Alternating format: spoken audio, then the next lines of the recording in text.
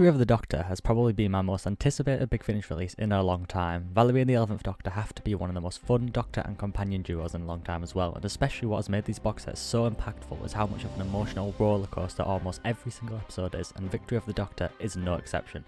The legendary John Dorney writes a fantastic opening to this epic finale, Didn't You Kill My Mother, beginning in a totally unexpected way. No one remembers the Doctor, even himself, and the characters are stuck in this sort of mock lawyer practice, pitting Valarie against Arabella Hendricks. This episode is a major one as it finally reveals who has been sort of behind everything, and is an incredibly cool explanation for those who are fans of the modern show, I believe. I love that it feels like those of us who grew up loving the new show are now getting to the point where we're writing the episodes. Like, if you listen to a Big Finish often and it references the coolest things from the classic show, but it's getting to the point now that it feels satisfying for those of us who grew up with the modern show, adding little bits to particular stories that couldn't be fully expanded upon in the show, or just brilliantly weaving new concepts with the pre-existing. And this is a good example of that. I think it's hard to set up an exciting audience of listeners for a particular story, then go in a completely different direction for an entire episode and not leave people disappointed, but Dorney manages it. I mean, we're all expecting something totally different to this episode, at least, but you know when it's a John Dorney episode that you're expecting something good.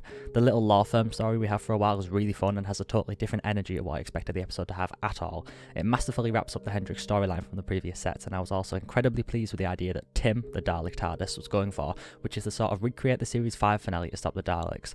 Being created by the cult of Skaro, in combination with this inspiration from Matt Smith's first series, I think just shows how well we can utilise plot points in the Moffat era to create new stories, and really shows how there is so much Big Finish can do with these eras of modern Doctor Who. I think the story is really the highlight with this episode, which is probably because it's written by John Dorney, but it brilliantly begins the box set in a very unique way, and it left me utterly filled with determination and excitement to listen to the next episode, which I did immediately. Daleks Victorious feels almost like a play on Tennant's Time Lord Victorious, and if the Daleks ever were to have a victorious moment, it is this episode. The Daleks are possibly at their most brutal here, conquering planets left, right and centre. It's a really interesting turn of events as they utilise Asylum of the Daleks for why the Daleks are being so bold and violent, with Clara wiping the Daleks' minds of the Doctor. What never occurred to me is the fact that the Daleks suddenly believe that there are no Time Lords left in the universe.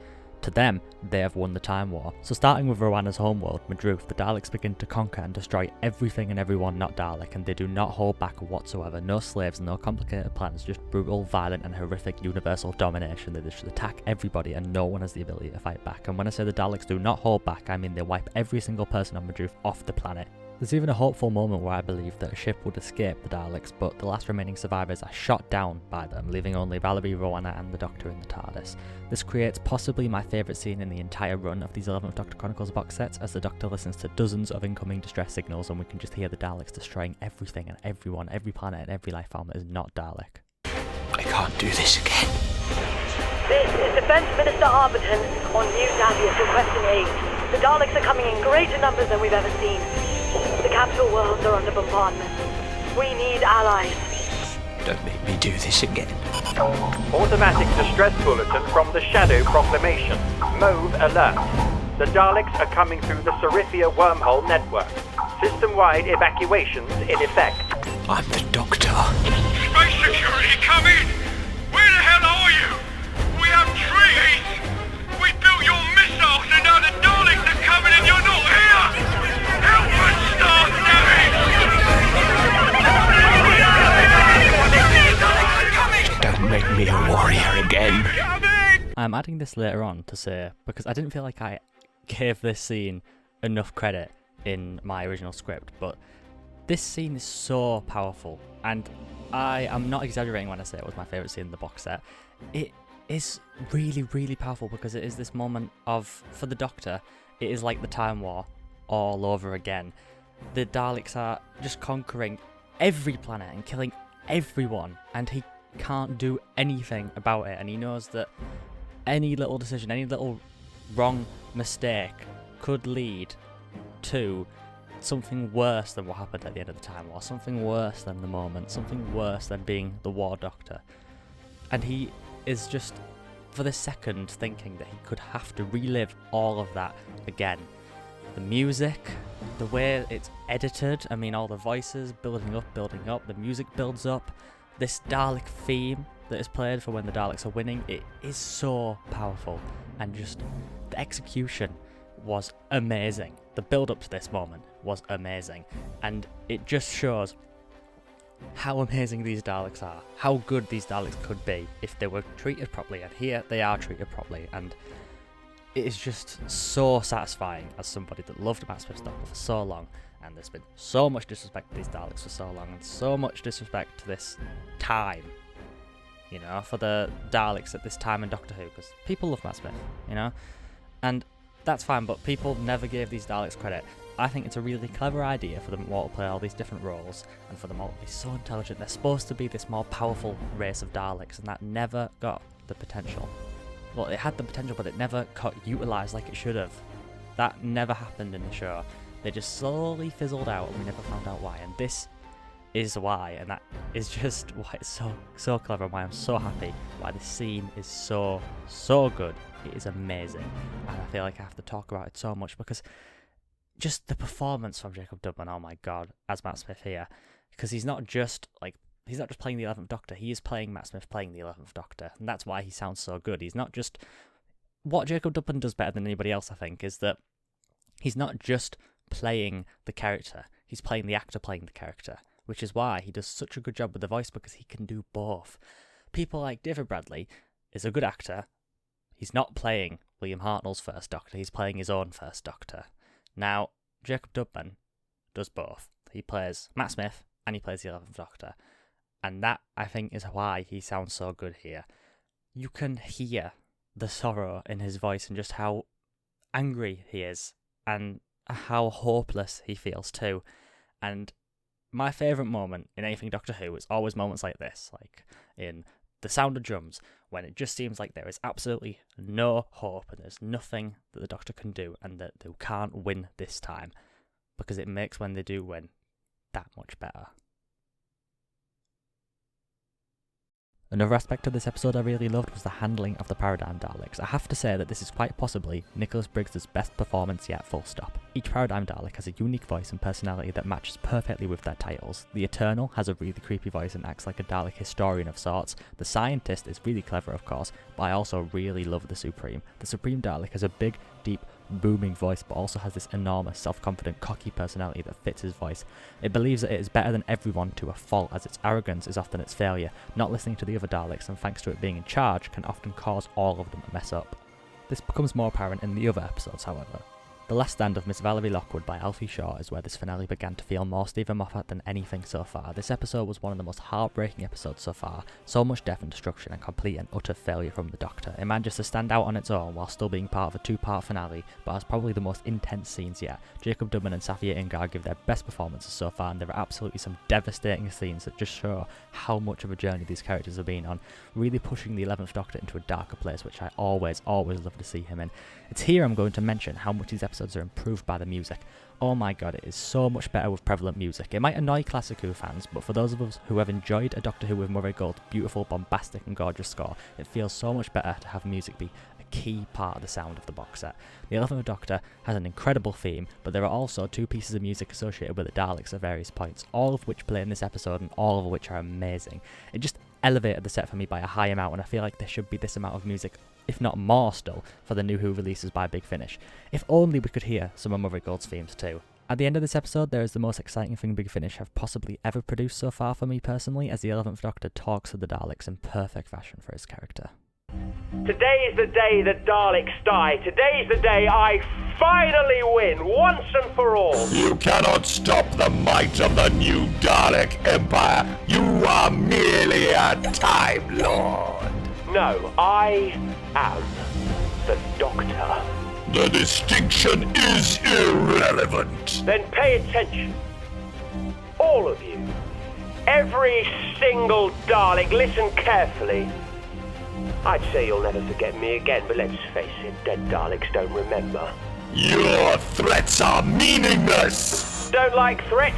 Fine. Here's a little bit of advice. Run. Run for your lives, because the predator of the Daleks is back on the prowl. And I'm gonna hunt down every last one of you. I also wanted to add a section giving credit to Safiyya Ingar for playing Valarie Lockwood so well. Not only does this amazing person just be such a good actor, they also interact with fans on social media in a really nice way, just show that they care. But Valarie, what's so good about Valarie is she is so strong and has such character, such good banter with the Doctor. They have such good chemistry together, Jacob and Safiyya. But she also is so emotional and so easily angered, and it's justifiable as well because of the horrible life that she has over and over ever since the Doctor met her. I mean, her life has been ripped apart again and again and again, and her resilience to be able to live with that and keep travelling with the Doctor makes her such a powerful character, not only for how powerful of a person she is, but it adds various extra layers of depth because we experience so much with this character and become so attached to this character. I will admit that I have cried listening to these box sets with Valarie, or when things have happened to Valarie or people she knows anything, various times over and over. I cried in the first episode of the first box set with Valarie because I don't even know how to describe exactly what it is, but there's something about Valarie that just sucks you in, and that's probably why she's probably, in my opinion, one of the best companions Doctor Who's ever managed to give, because the story is so tight. This one little story with the Doctor, and not once do they falter, and not once does her performance falter, not once does Jacob Dudman's performance falter. They work so well together and they have such good chemistry. And in this episode, Valarie particularly stands out really, really well beyond all the other characters, as it kind of is her episode, her part of the finale. But I just wanted to give proper good enough credit for Safiyya Ingar, as this character is amazing. The performance is so good and is what makes these box sets so good. The companion is amazing. Victory of the Doctor is the most Moffat-y finale this box set could have gotten, and for those of us I think who particularly loved the Big Bang finale of Series 5 and the Doctor Fall Series 10, it feels like it takes the best elements from both of those. It has the emotion behind Series 10's finale, but has a similar sort of conclusion to Series 5 finale. I was really surprised with how this turned out, as I honestly expected pretty much everyone to die except for the Doctor, and having been impacted a lot by that. But as the days went on and this release came closer and closer, I began to think such total and utter destruction felt like way too much for the Doctor at this time in his life, as it's all smiles not long later when he meets Clara. This episode manages to be really funny, heartfelt, and really, really cool.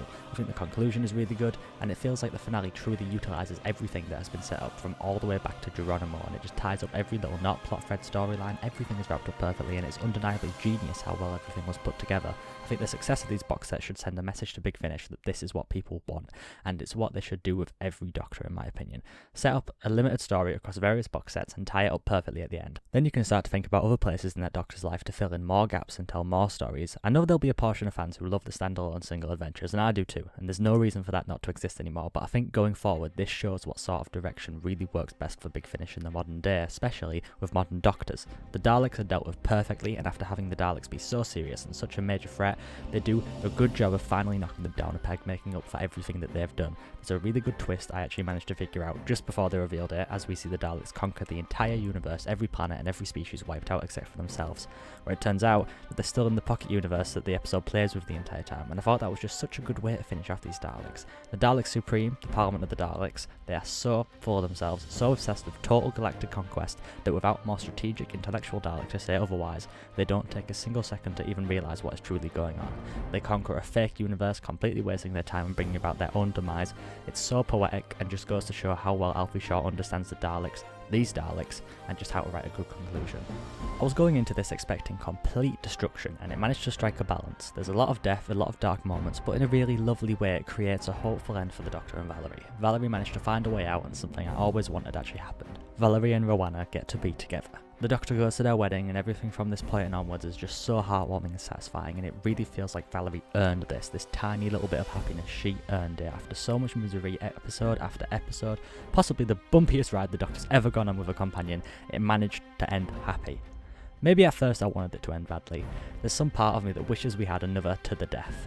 But I've had to realise that we'll never have that, and a sad, dark ending isn't always a better one, and especially not for this story. I've come to realise that for Valarie Lockwood, a happy ending was the best ending after all, the most fitting by far. There's only one negative thing I can say about this box set. How on earth are they going to even come close to beating this if Matt Smith ever actually works for Big Finish?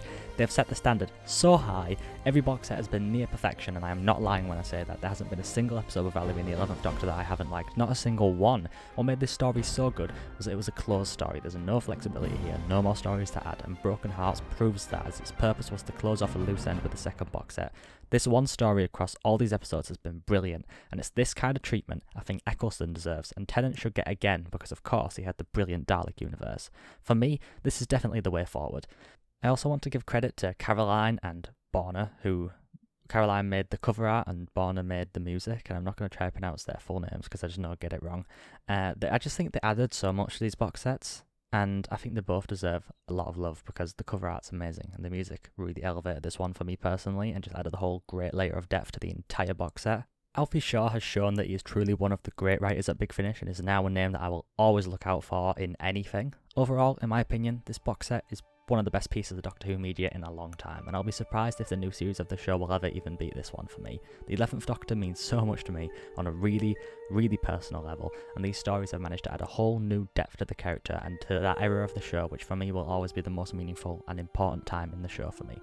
I will miss the 11th Doctor for a whole lot longer, but let's hope that Big Finish can one day work something out with Matt Smith. As for this era, I think it should just be left alone for a while now. Let it rest with this magnificent story until hopefully Matt Smith will play the character again, or if not, they'll work something else out. But to me, it's either Jacob Dudman and Valarie Lockwood or the real thing, and this might as well have been the real thing to me. It was just as good. I cannot overstate how good of a job has been done on these sets, and this one in particular is probably the best one. Finally, the Paradigm Daleks have gotten what they deserved, and so has the 11th Doctor. A truly amazing, big Dalek story. I think that this is going to be a set that I re-listen to over time and enjoy even more, that when I rewatch the 11th Doctor, I will listen to this in between The Snowmen and The Bells of St. John.